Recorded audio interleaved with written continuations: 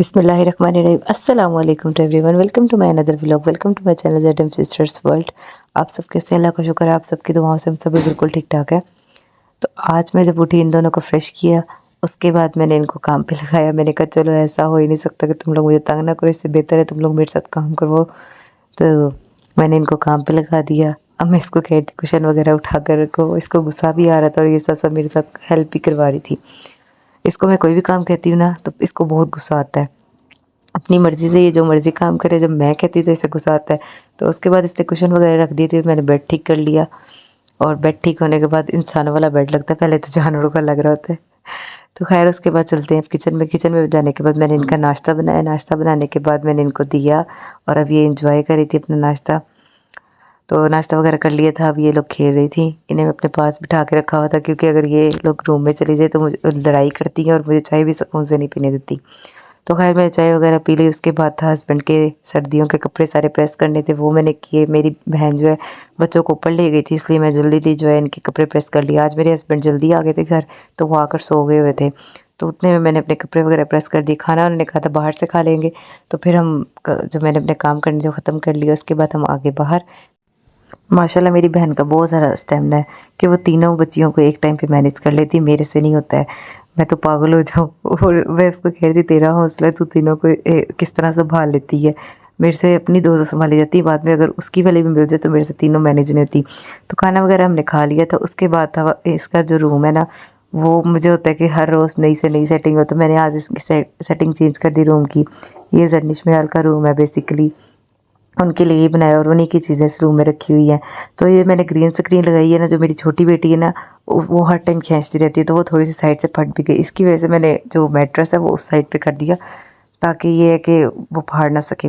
उसके बाद मैं काम करके फारिग हुई तो मुझे जर्निश जो है वो ऊपर थी, दोनों बेटियाँ, तो वो मुझे आवाज़ दे रही थी मामा मुझे भूख लगी है। तो रोटी उसकी मैंने रखी हुई थी क्योंकि उससे शाम में रोटी नहीं खाई थी, वो कुछ चीज़ों के ध्यान लगी थी, इसलिए फिर मैं उसकी रोटी लेकर आई। सालन वो खाती नहीं, इसलिए मैंने उसको केचप से खिलाई। ऊपर आकर फिर आज पहली दफ़ा ये लोग सुकून से दोनों बहनें बैठी हुई थी और लेट के टीवी मोबाइल पे कार्टून देख रही थी। सिर्फ 5 मिनट गुजरे, उसके बाद इन दोनों की लड़ाई शुरू हो गई कि 5 मिनट से ज़्यादा ये दोनों बहनें मिलकर बैठे नहीं सकती हैं। उसके बाद फिर ये मेरी बहन की बेटी और जो मेरी छोटी वाली बेटी है वो दोनों लगी हुई थी। इन दोनों की माशाल्लाह माशाल्लाह जोड़ी इतनी अच्छी लगती है और एक दूसरे से पता नहीं अपनी ज़ुबान में बातें करती रहती हैं। और अब ये लोग शरारतें कर रही थी और मैं साथ साथ वीडियो इनकी बना रही थी। खैर ये तो लगी है, मैं आप लोगों को अपनी लाइफ की एक स्टोरी सुनाती हूँ। जब मेरी शादी होनी थी ना, तो मेरे हस्बैंड ने इनकार कर दिया था कोई भी जहेज़ नहीं लेना। तो ये है कि उन्होंने कहा था जो चीज़ें होंगी मैं ख़ुद बनाऊँगा, मुझे जहेज़ नहीं चाहिए। तो मेरी मम्मा ने बेड सेट वगैरह अपनी खुशी से दिया, जो भी दिया उन्होंने, लेकिन इनकार कर दिया था। तो जब शादी से कुछ दिन पहले सामान आया ना, बेड वगैरह, तो इनके रूम में लग रहा था। उसके बाद मैंने इन्हें कहा कि आयरन स्टैंड ना बाहर निकालना पड़ेगा, वो रूम में अच्छा नहीं लग रहा। मेरे हस्बैंड ने उस टाइम मुझे साफ इनकार कर दिया कि आयरन स्टैंड बाहर नहीं जाएगा, जैसे उनकी आयरन स्टैंड में कोई जान होती है। उस टाइम तो मैं चुप कर गई, पर मैंने दिल में तैयार कर लिया कि मैं इस आयरन स्टैंड को बाहर निकाल के छोड़ूंगी। मेरी शादी से पहले की ना ये आदत है कि अगर कोई चीज़ मुझे किसी चीज़ से इनकार करता था ना, तो मैं बस वही करना है जो जिस चीज़ से इनकार किया मेरे माँ बाप भी चाहे होते थे। तो बस फिर मैंने तहैया कर लिया। उसके बाद शादी के 3 मंथ्स बाद मैं प्रेग्नेंट हुई, तो मैंने अब शोर मचा दी कि अलमारी लेनी है बच्चे के कपड़े वगैरह रखने के लिए, वो ज़रूरी चाहिए।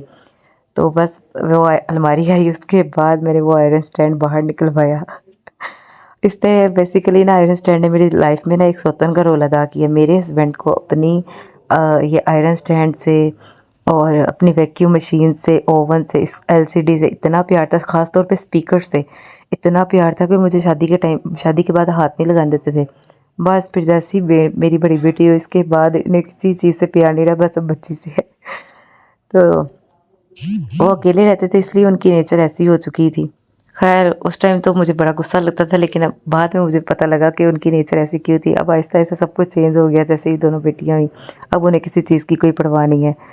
तो बस फिर मैं ऊपर से जर्निश वगैरह को लेकर उनको उसको उसका रूम दिखाया, वो बहुत ज़्यादा खुश हुई। उसके बाद इनका फीडर वगैरह बनाया। अब हमारे सोने का टाइम था। आज का व्लॉग यहीं तक था। अगर आपको अच्छा लगा होगा तो चैनल को सब्सक्राइब, वीडियो को लाइक शेयर लाजमी कीजिएगा। ज़िंदगी रही तो कल एक नए व्लॉग में मुलाकात होगी, तब तक के लिए अल्लाह हाफिज़।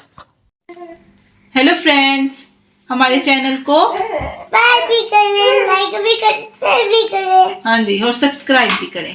बाय भी करें। Bye bye. बाय बाय, अल्लाह हाफिज़।